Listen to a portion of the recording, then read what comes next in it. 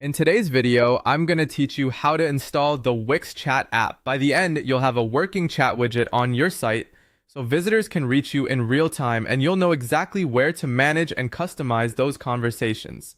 First, head over to wix.com and sign in.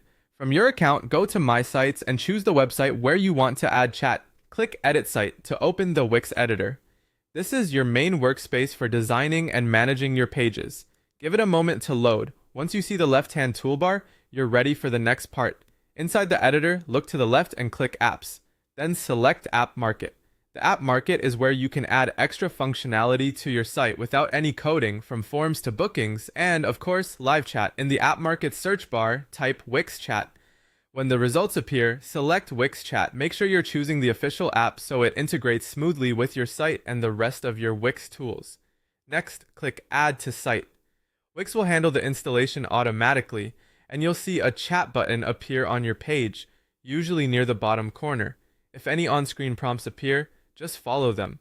That's it. The chat widget is now part of your site's design and can be moved or styled like any other element. Now let's customize the chat so it matches your brand and goals. Click the chat element on the page to open its settings.